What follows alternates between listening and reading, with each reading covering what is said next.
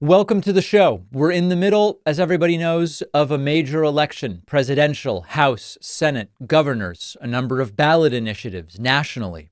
And in the middle of that, we are also in the middle of hurricane season. And both of these, the election and hurricane season, and specifically recovery from Hurricane Helene in the southeast of the United States, are coming together as MAGA and Republicans and Trump are alleging that the Biden-Harris response to the hurricane has been inadequate. And on the other hand, Biden-Harris are alleging that Donald Trump's priority when it comes to the hurricane is just a photo op, particularly since he has no power at this point anyway, and that he is interfering and making it all about himself. Well, we'll explore this and see if we can figure out which situation comports with reality, although I'm guessing you probably know which side I fall on. Kamala Harris spoke yesterday, not in the southeast of the United States, but in Washington, D.C. And she explained, kind of like the adult in the room, that her or Biden's personal visits to the affected areas right now might actually interfere with emergency operations. Let's listen to what she had to say. Over the past 24 hours, I have spoken with Governor Kemp of Georgia, Governor Cooper of North Carolina, and many local officials. I have shared with them that we will do everything in our power to help communities respond and recover. And I've shared with them that I plan to be on the ground as soon as possible, but as soon as possible without disrupting any emergency response operations, because that must be the highest priority in the first order of business. This has taken on sort of a controversial tone, but the reason that at most you would have someone like Biden or Harris do a flyover of the affected areas is that when you put people like the president or the vice president on the ground in these areas, it starts to suck up law enforcement resources, first responder resources. It can create and generate traffic. It can prevent aid from getting to the people who most need it. It can interrupt utility services from working as quickly as they safely can to get water and electricity restored, which is not currently available in some of the affected areas. I know that it's always popular to second guess and to say, well, what if it was a Republican rather than a Democrat? If it were Trump, you'd be saying, why didn't he go? The problem with Trump's responses to natural disasters when he was president were not that he did or didn't go.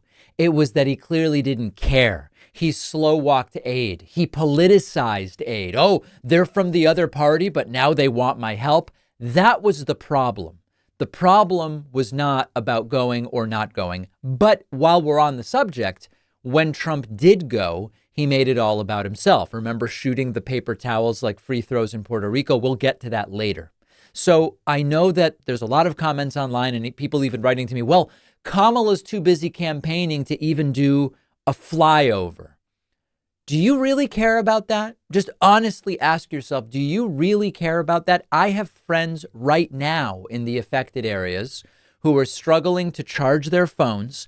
They have no electricity. They have no water. They're trying to figure out, how do we even get out, because now the streets are a mess.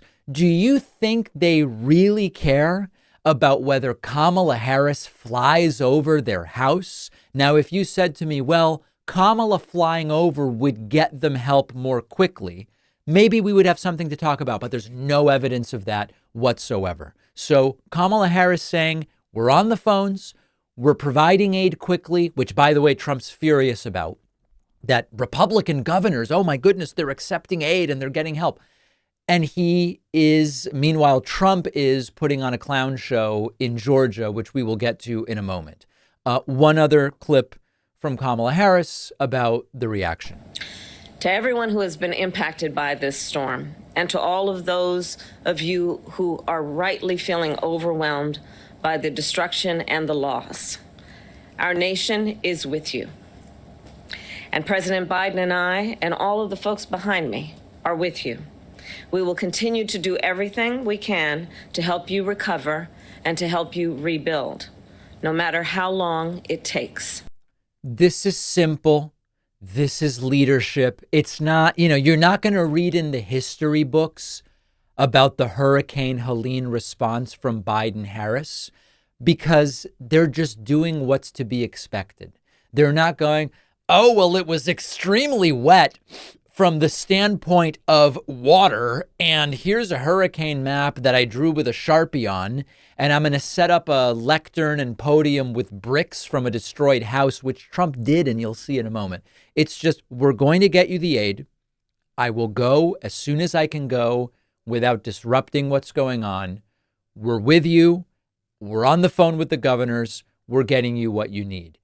This is just leadership. That's what it is. In contrast, we have what Trump's been up to, and I want to devote a few minutes to that.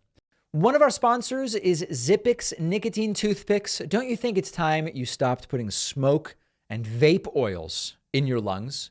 Zippix toothpicks are a convenient way to curb the nicotine cravings. Zippix toothpicks are super discreet. You can use them anytime, anywhere smoking and vaping aren't allowed, including flights, sporting events, in restaurants. They're available in 6 different flavors with options of 2 and 3 milligrams of nicotine. If you're not a nicotine user, Zippix also offers caffeine and B12 infused toothpicks. Zippix has already helped tens of thousands of customers ditch the cigarettes, ditch the vapes. They might be able to help you too. If you're a smoker or a vapor, give Zippix toothpicks a try. Your lungs will thank you. Go to zippixtoothpicks.com today. Save 10% with the code PACMAN10 at checkout. Just remember, you must be 21 or older to order. The link is down below.